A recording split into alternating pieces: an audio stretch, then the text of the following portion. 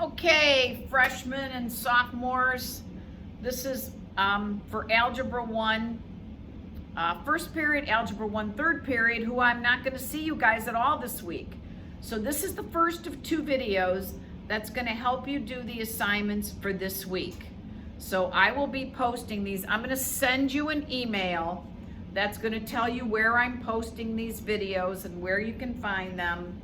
Well, it's not going to help you if I'm telling you this, but you can't find it. But you will have found this video, and these should help you do the assignments for the week. So today we're going to talk about algebraic compound sentences, okay? And I just want to refresh your memory what a compound sentence is. So let's look at a couple compound sentences from English. First one, I went to the store and I bought a loaf of bread. Now, if you remember, a compound sentence is 2 complete thoughts. So actually 2 complete sentences that can stand on their own, but they're connected by the word and, or but. So that's an example of a compound sentence in English. Here's an example of another compound sentence. I will cook dinner, or we will order pizza. I will cook dinner is a complete sentence on its own. That can stand on its own. We will order pizza. That is a complete sentence on its own. When I connect them with the word or, I have formed a compound sentence. Same thing with the first one. I went to the store is a complete sentence on its own. So is I bought a loaf of bread. When I connect them, I make a compound sentence. Now, if you were in class, I would do this activity with you that's kind of hard to do when you're not here, but we need to understand the difference between the word or and. So let's say Mrs. McCullough has a theology class, a freshman theology class, 7th period, and I have an Algebra 1 class, 3rd period. If Mr. Franzinger came over the PA and said, I need to see any kid after school in, I don't know, room blah, blah, blah, if you have Mrs. McCullough, 7th period, or Mrs. Antonelli, 3rd period, would you go if you were only in one of those classes? Like you had me, 3rd period, but you don't have Mrs. McCullough. Would you still go see Mr. Franzinger? Yeah, you better, and you would, because he used the word or. So you don't have to be in both the classes, you just have to be in one to be included in that group. Now, if he got on the PA and said, I need to see anybody who is in Mrs. Antonelli's 3rd period class and also in Miss McCullough's 7th period, then you would only go if you were in both of those classes, okay? So there's a difference between saying and or, okay? If, you know, Mr. Fitzpatrick came over the PA and said, I need to see any kid who played football or basketball, any freshman that played football or basketball, you would go if you just played football, you would go if you just played basketball, you would also go if you played both. Now, if he said, I want to see any kid who played both football and basketball, then you would only go if you did both. Does that make sense? So and means it must be in both, or means it can be in either one. All right, so first thing you're going to have to do on your first homework is you're going to have to graph some or statements. So you're going to get something like this.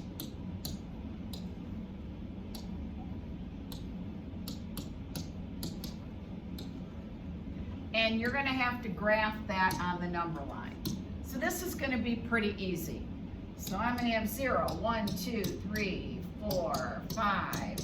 And this way I'm going to have -1, -2, -3, -4. And I want all the numbers that are greater than 3. So that would be all of that. or less than -2, and that's going to look like that. So this would show me, and if somebody was standing out in the hall, one of your friends, and you were trying to describe that set of numbers to him and he couldn't see it, wouldn't you say, oh, well, she graphed everything that's greater than 3 or anything that's less than -2. So this is what that graph would look like. Everything greater than 3 or anything that's less than -2. Okay? If we had to do x is less than or equal to 0 or x is greater than 3, whoops, what would that one look like? That would look like this. -2, -1, 0, 1, 2, 3, 4. Okay. I would want anything less than or equal to 0. Now, since it's equal to, we got to fill it in. Less than goes that way. Or I want anything that is greater than 3, so that would be there.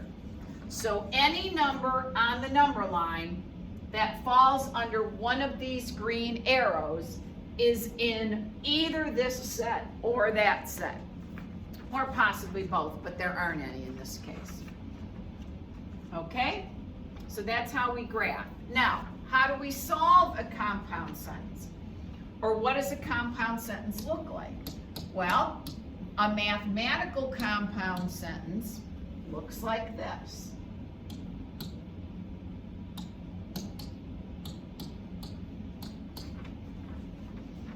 Just like an English one, it's two complete sentences separated by either the word or and. That's how the mathematical compound sentences is.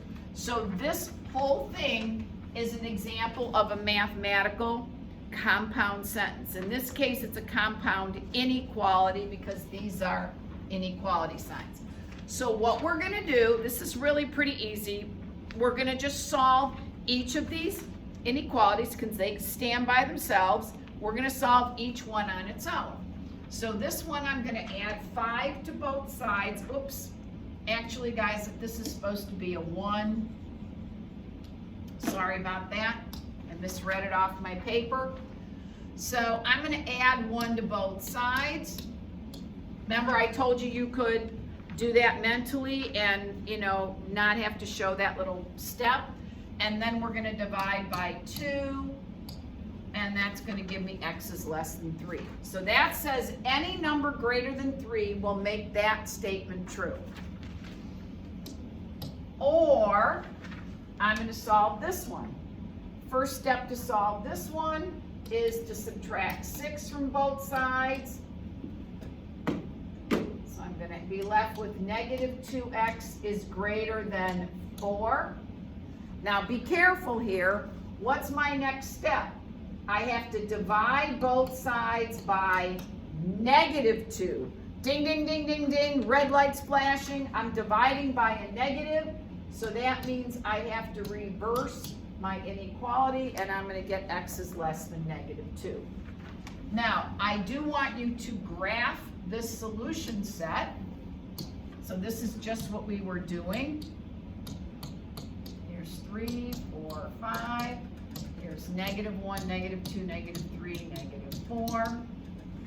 Okay, so I want my final solution is going to be anything greater than 3 or anything less than -2. Are we okay with that? Okay, let's do a tricky one. Let's do another one. 1/2 x minus 6 is greater than -4, or all of these that I'm doing today, the 2 worksheets that you have, one are all compound sentences using the word or, and one is compound sentences using the word and. So these are all going to be ors right now. Got that? So the first thing we're going to do is we're going to solve each of them separately. So I'm going to add 6 to both sides. So that's going to be 2. Then I've got to multiply both sides by 2 over 1. Whoops, 2 over 1. And I'm going to get, those are going to cancel, and I'm going to get x is greater than 4. I don't reverse it because I multiplied by positive 2, not negative 2. Or, here I'm going to add 2 to both sides. You don't have to show that step, but I'm showing it. Then you divide by 3. Again, I'm not dividing by a negative, so I'm not switching the sign. Okay, now, this one's a little bit different. You can't be on autopilot. You got to be looking at this.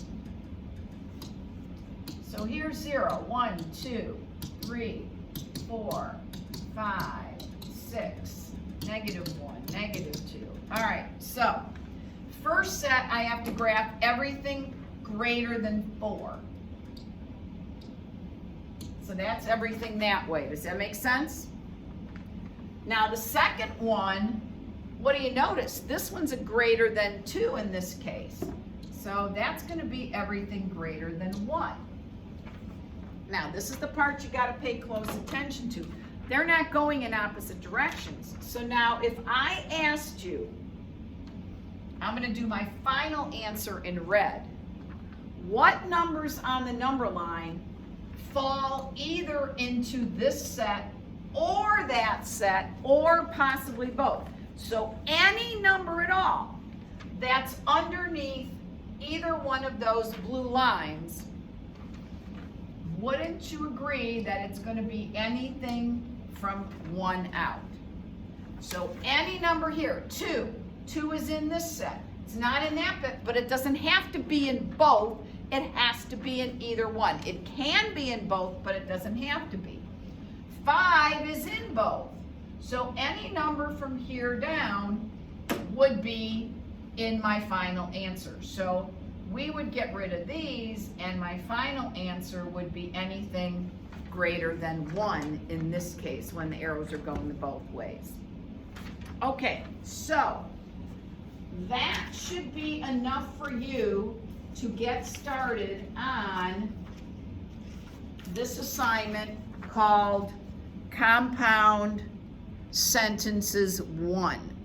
Okay, on the top part you're just going to graph, and then on these two and on the back you're going to solve and then graph. Are we okay? All right, so I suggest you stop and you do this worksheet, then go and pick up the next video, and then that'll give you what you need to do compound sentences number 2. Okay, good job guys. Bye.